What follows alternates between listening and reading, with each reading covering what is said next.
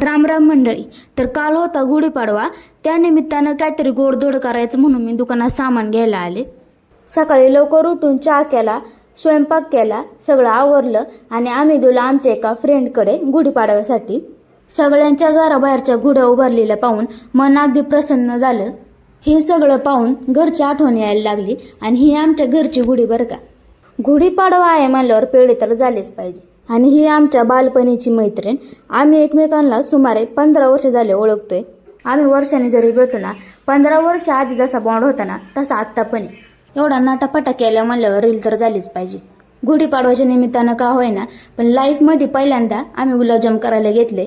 तुम्हाला तर माहितीच आहे, आपल्याला तर काही सगळं स्वयंपाक येतोच, सगळ्यामध्ये कंसात फक्त चपात्या.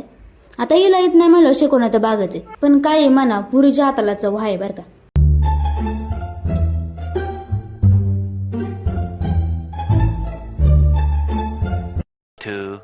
years later. तर असा होता आमचा नवीन वर्षाचा पहिला दिवस. व्लॉग कसा वाटला कमेंट करून सांगायला अजिबात विसरू नका आणि आवडला तर शेअर करून टाका बरं.